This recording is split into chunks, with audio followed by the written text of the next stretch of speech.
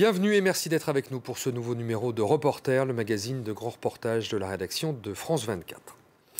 Il y a tout juste 20 ans, en mai 1995, Jacques Chirac était élu président de la République.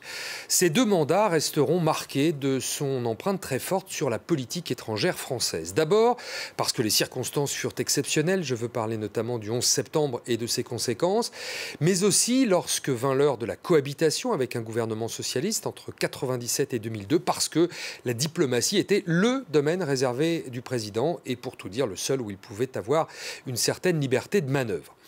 De la Bosnie à l'Irak, en passant par Israël et l'Iran, Jacques Chirac, président, a souvent rué dans les brancards pour faire bouger les choses. Dans ce document exceptionnel que nous vous proposons, de nombreux grands témoins de l'époque, Tony Blair, Premier ministre britannique, Hubert Védrine, ministre des Affaires étrangères, Gerhard Schröder, chancelier allemand, ou Claude Chirac, sa fille, conseillère en communication à l'Élysée, reviennent sur ces années où la France a affiché sa singularité en matière diplomatique. C'est un document France 24 signé Antoine Mariotti. C'est Jacques Chirac qui vient d'être élu président de la République, 52,2% selon les estimations de la...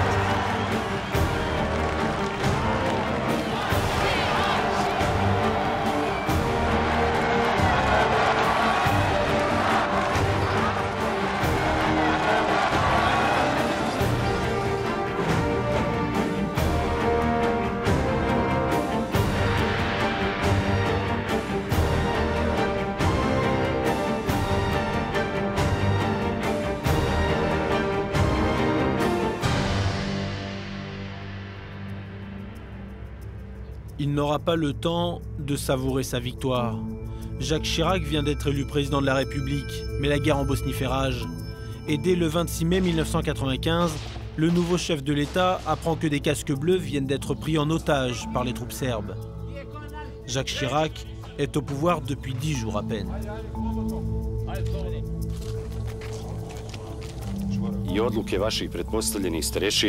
Et les décisions de vos supérieurs da vas žrtvuju u interesu nekih viših ciljeva, de vous sacrifier dans des intérêts supérieurs, doveli su danas do ove neprijatne situacije.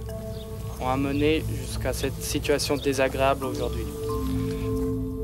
À l'Élysée, Chirac fulmine, car beaucoup de ces hommes sont français et ils sont exhibés comme des prises de guerre. C'est vraiment le premier dossier dramatique qui arrive entre ses mains et qu'il a à gérer. Ils avaient été pris en fait en otage et exposés de façon tout à fait indigne publiquement. Enfin, c'était juste impossible. Jacques Chirac ordonne que les militaires réagissent désormais systématiquement à toute attaque. Dans la nuit qui suit, des soldats serbes se font passer pour des casques bleus et s'emparent de ce pont. Ils seront délogés dès le lendemain par les militaires français. Un assaut qui fera date. Paris perd 2 hommes dans l'opération, mais la dynamique a changé. Nos soldats étaient envoyés sur le terrain, étaient mis en danger et ne pouvaient pas riposter. Il est très conscient que l'ONU se discrédite si l'ONU n'est pas capable de faire respecter son drapeau et de faire respecter les résolutions qu'adopte le Conseil de sécurité. Et que la seule façon de le faire face à des belligérants qui sont déterminés à utiliser les armes, y compris le soldat de l'ONU, c'est de dire si vous nous attaquez, nous réagissons par les armes. Ça porte un nom très simple, ça s'appelle la légitime défense. Jacques Chirac veut mettre sur pied une force de réaction rapide, avec un objectif principal, assurer la sécurité des casques bleus. Elle sera finalement créée après des semaines de tractations et le vote d'une résolution de l'ONU. Plus de 4000 hommes sont mobilisés. Sur le terrain, le rapport de force évolue et le 14 décembre 1995, Jacques Chirac accueille la signature des accords de paix à Paris. Mais le président français n'est pas le seul artisan de ce succès. Les accords de Dayton, paraphés fin novembre, viennent conclure des semaines de négociations sous l'égide de l'Américain Bill Clinton. En France et ailleurs, il apparaît tout de même comme celui qui a bousculé la communauté internationale. Je pensais qu'il était important que l'on ait un rôle bien plus actif en Bosnie. Et donc, à cette époque, j'ai applaudi ce que faisait le président français. Je pense que ça indiquait qu'il était en train de préparer une approche plus musclée de la politique étrangère française quand il pensait que c'était nécessaire. Une approche plus musclée, c'est aussi ce que retient la presse américaine. Elle surnomme alors Chirac le bulldozer. Bien sûr qu'il va arriver, renverser la table, aller rencontrer les uns les autres, forcer le destin. Maman m'a toujours expliqué que le président Pompidou lui disait c'est un bulldozer, donc probablement que ça correspond effectivement à sa personnalité. Mais c'est une image complètement fausse de lui. Bien évidemment, il est tout à fait capable de s'imposer, surtout lorsqu'il s'agit de défendre les intérêts de son pays. Mais il est tout sauf grossier, au contraire.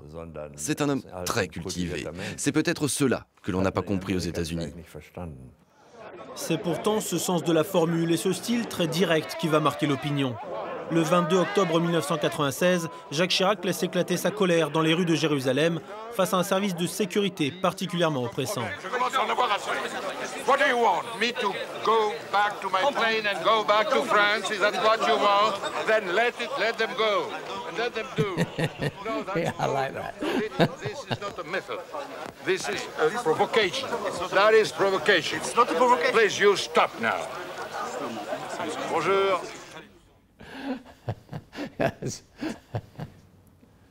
L'une des choses que j'admirais chez lui, même si j'étais en désaccord avec lui, c'est qu'il n'hésitait jamais à dire les choses. C'est ce que je veux dire quand je parle de la posture présidentielle à son propos. Il ne laisserait personne l'intimider. Ce coup de gueule, parce que c'était un coup de gueule finalement, j'ai trouvé... Bon, n'était pas sur la forme conforme à l'idée, en tout cas, que je me fais d'un président de la République, bon, en plus à l'étranger. Jacques Chirac apparaît en tout cas en héros dans les pays arabes. Quelques heures après ce coup de sang, il est accueilli triomphalement dans les territoires palestiniens. Merci Victor. Merci Victor. Il tente de profiter de cette situation pour approcher les deux parties au fil des années. Ce qu'on appelait le processus de paix commence à donner ses premiers signes de faiblesse. Et il faut à ce moment-là arriver à convaincre Arafat de conclure un accord avec les Israéliens, mais convaincre les Israéliens qu'il faut donner des frontières, qu'il faut donner des territoires, qu'il faut donner quelque chose sur la colonisation, Jérusalem, etc. C'est une même politique française, cohérente. Elle n'a fait qu'augmenter l'audience de la France. Alors elle a été combattue. Donc il y a cette friction tout le temps, et on la trouve pendant toute la durée de la présidence Chirac.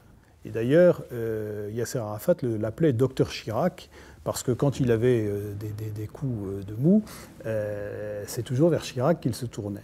Mais cela dit, le président Chirac nous disait souvent que le problème de Yasser Arafat, c'était qu'il n'arrivait pas à conclure un accord.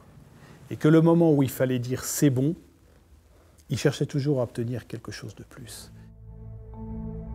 En France, à partir de 1997, Jacques Chirac doit cohabiter avec un gouvernement socialiste. Mais il entend bien garder la main sur la politique étrangère, domaine traditionnellement réservé au chef de l'État. Lionel Jospin veut lui montrer que le Premier ministre a aussi son mot à dire. En février 2000, il s'envole à son tour vers le Proche-Orient. Et ses déclarations ne passent pas inaperçues. La France qui condamne les attaques du Hezbollah et de toute façon toutes les attaques terroristes qui peuvent être menées. Le Hezbollah comparé à une organisation terroriste. Cette phrase va déclencher un vent de colère chez certains Palestiniens. Lionel Jospin est violemment pris à partie à Ramallah. Il rejoint son véhicule sous une pluie de pierres. La sécurité est quasiment inexistante et sa voiture met de longues minutes à s'exfiltrer. Là, il y a eu un moment donné de tension, exploitée médiatiquement par l'Élysée, contre Lionel Jospin, à tort, à mon avis, et de façon abusive. Évidemment, c'était un contexte de politique intérieure tendu, et donc ça ne pouvait pas ne pas avoir un certain effet. Je peux vous dire que jamais le président Chirac n'aurait, ni de près ni de loin, pour des raisons politiciennes ou pour un petit gain personnel, pu utiliser ou instrumentaliser quelque chose qui met en cause le Premier ministre de la France dans un pays étranger, jamais. Mais c'est sur l'Afrique que la cohabitation sera la plus tendue. En Afrique, il était traditionnaliste, parce qu'il avait une approche, disons, franco-française classique. Et sur démocratie, droits de l'homme, coup d'État, etc., il était pas assez regardant, disons. par rapport à ça. Disons un peu à l'ancienne. Jacques Chirac est associé par ses détracteurs à la France-Afrique, considérée comme l'ami de chef d'État peu recommandable. Il suscite la polémique lorsqu'il adresse des félicitations appuyées au Gabonais Omar Bongo, réélu avec près de 80% des suffrages, ou lorsqu'il évoque les droits de l'homme dans la Tunisie de Ben Ali. Le premier des droits de l'homme, c'est de manger, d'être soigné, de recevoir une éducation. De ce point de vue, il faut bien reconnaître que la Tunisie est très en avance. Lui, en tout cas, il était convaincu que pour des sujets aussi fondamentaux et sensibles que, par exemple, celui des droits de l'homme, ça ne servait à rien de jeter à la face des gens l'accusations, insultes. Il y a dans ces pays, d'abord une fierté nationale, ensuite une volonté de contrôler leur vie politique, qui est une volonté profonde. Donc, parler de France-Afrique en s'imaginant que la France a la capacité de changer un régime ici ou là, me paraît être une conception erronée des choses, à cette époque-là comme aujourd'hui. Mais là-dessus, il y avait une vraie tension quand même entre Jacques Chirac et Lionel Jospin. Donc sur chaque fois qu'il y avait une crise en Afrique, Lionel Jospin était extrêmement présent, très exigeant sur les termes qu'on employait, sur la nature des relations avec les régimes. Il pensait, écoutez, ce sont des gens avec qui nous traitons depuis très longtemps, c'est une culture différente, on ne devrait pas essayer d'y aller et de leur imposer notre façon de faire. Pour lui, il était très clair qu'il valait mieux ne pas avoir trop de changements et de bouleversements, car sinon, on ne savait pas ce qui pourrait en découler.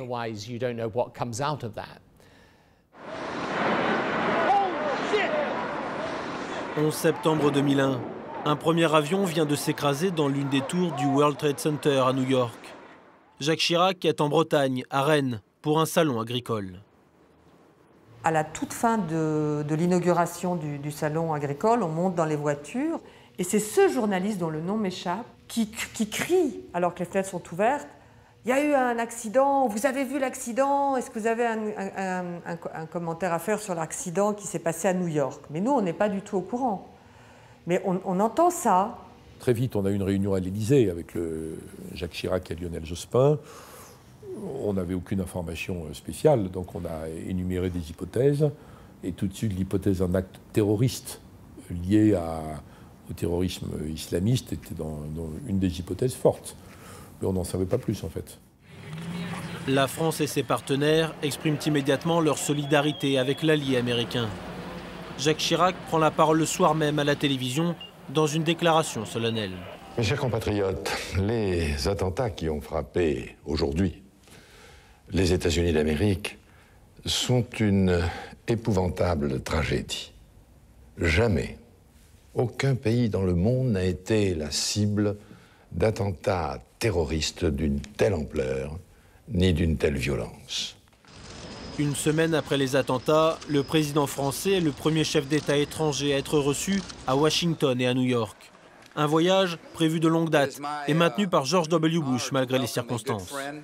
Je pense qu'il se dit des choses très importantes à ce moment-là aussi entre les deux hommes et peut-être déjà se dessine une approche qui, au fond, était incontestablement différente. Et son objectif dans ce voyage, c'est de dire la France est avec les Américains quand l'Amérique est attaquée.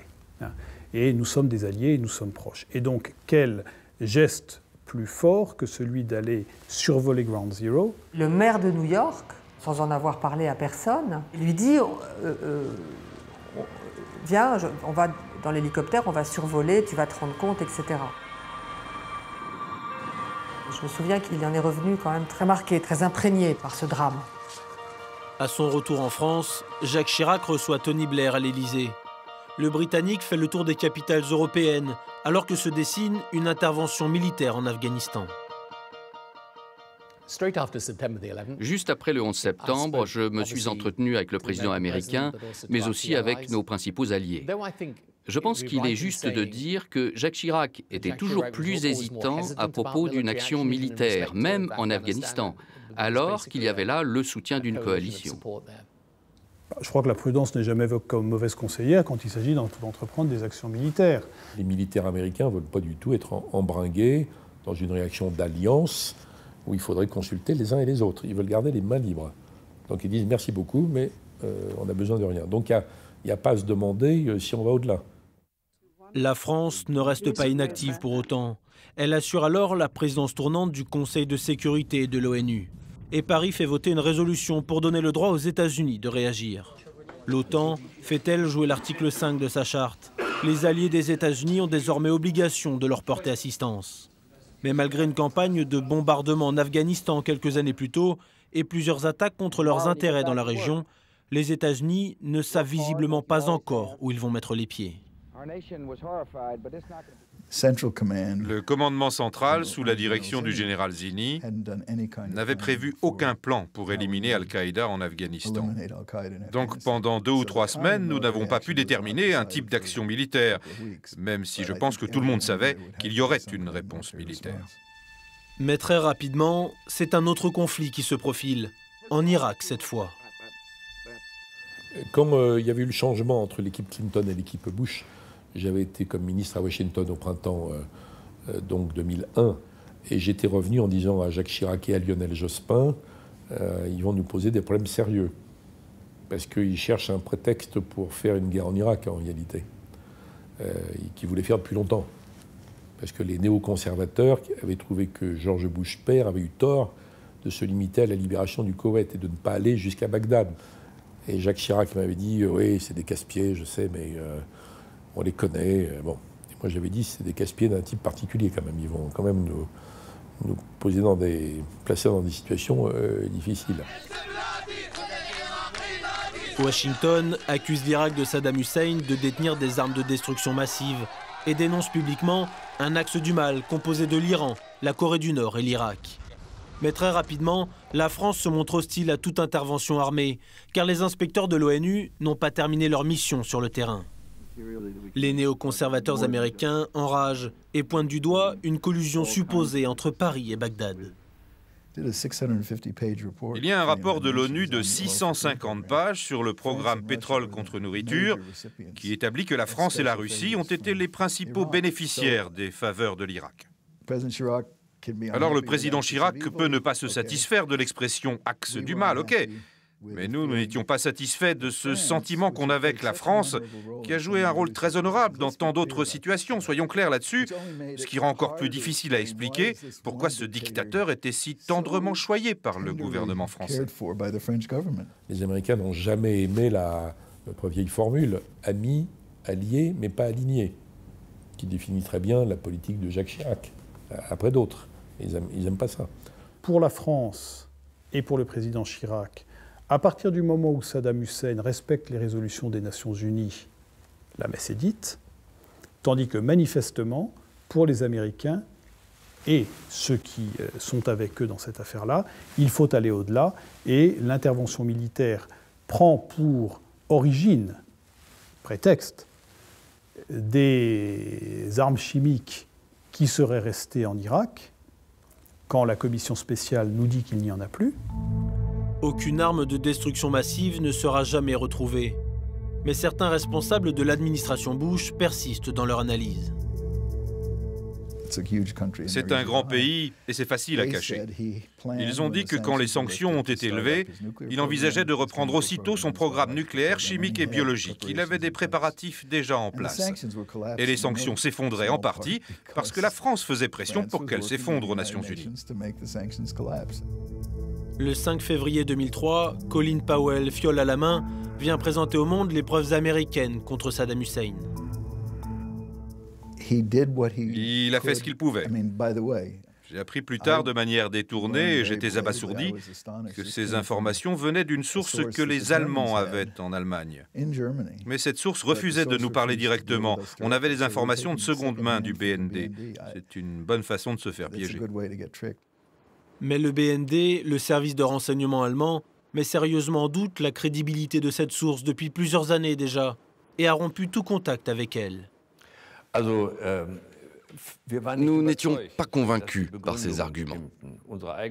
Nos services avaient eux-mêmes très peu d'informations sur des armes de destruction massive en Irak, et il était clair, selon nous, au regard de la situation dans le pays, qu'on ne pouvait pas parler d'une implication d'Al-Qaïda. Je pense que l'excellent Colin Powell avait été abusé. Je pense que c'est un honnête homme, et je pense qu'il croyait ce qu'il a dit ce jour-là. Mais c'était faux. Mais ce n'est pas de sa faute.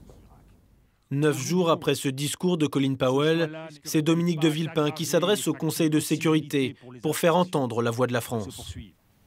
Personne ne peut donc affirmer aujourd'hui que le chemin de la guerre sera plus court que celui des inspections. Et c'est un vieux pays, la France d'un vieux continent comme le mien, l'Europe, qui vous le dit aujourd'hui, qui a connu les guerres, l'occupation, la barbarie. Un pays qui n'oublie pas et qui sait tout ce qu'il doit aux combattants de la liberté venus d'Amérique et d'ailleurs.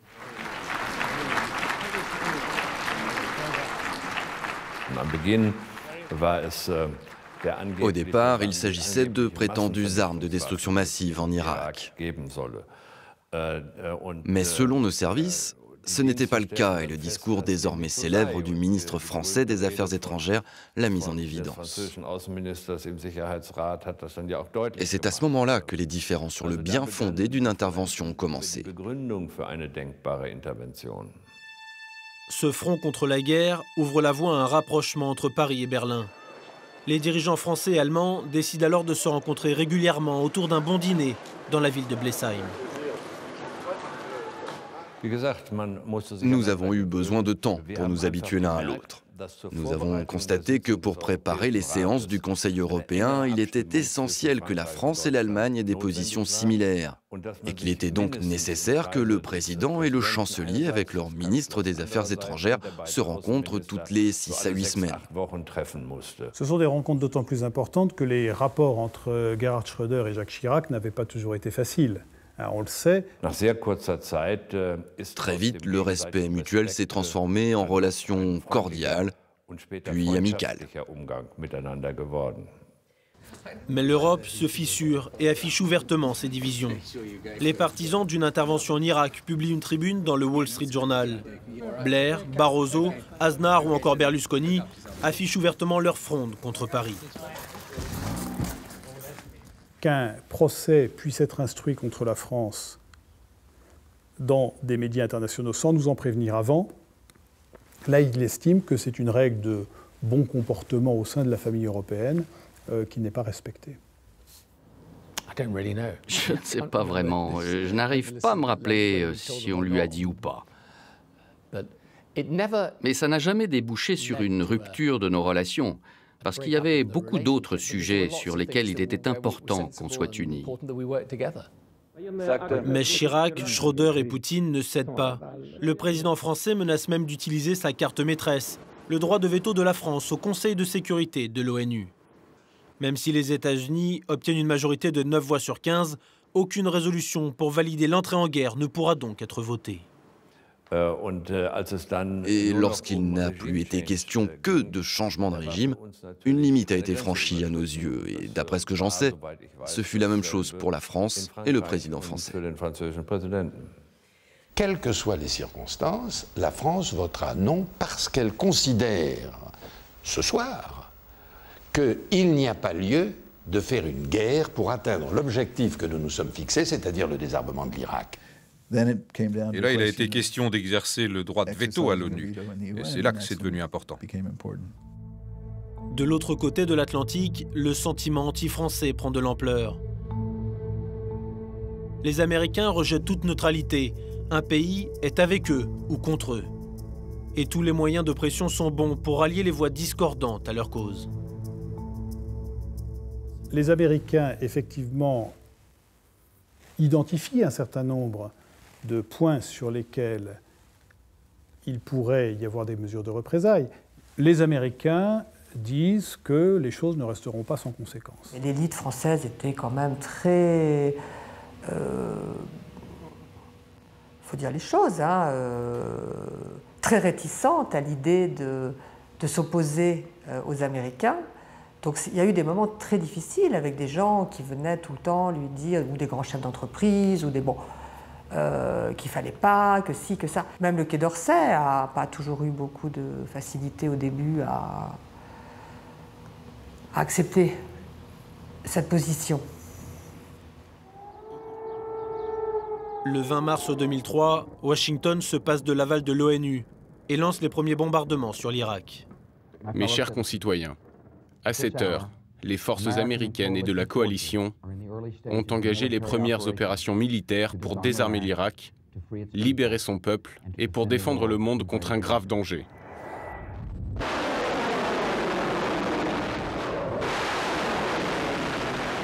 Après des mois de brouille, les deux alliés se retrouvent petit à petit.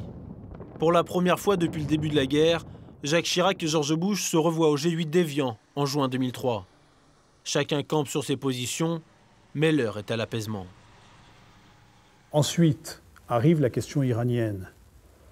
Et à partir du moment où commence la question iranienne, les Américains constatent que leur allié le plus dynamique, le plus inventif et le plus intéressant, c'est la France. Et donc sur ce dossier iranien, comme ensuite après la mort, l'assassinat d'Hariri sur le dossier libanais, la France et les États-Unis vont avoir un dialogue fécond.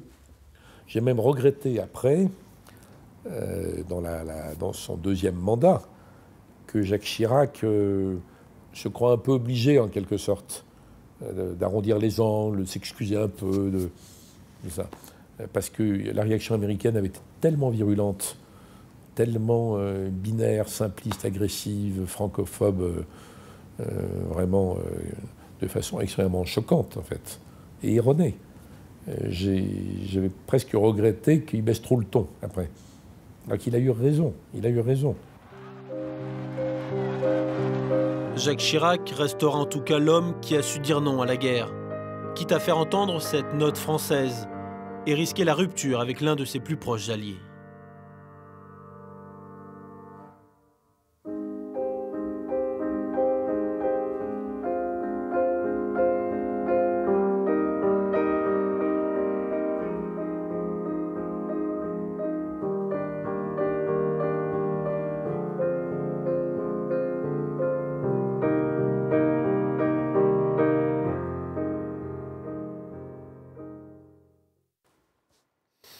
Voilà pour cette évocation des années Chirac et de la singularité française en matière de politique étrangère. Un document signé Antoine Mariotti que vous pouvez revisionner sur notre site internet. C'est la fin de cette émission. Merci de l'avoir suivi. On se retrouve la semaine prochaine pour un nouveau numéro de Reporter sur France 24.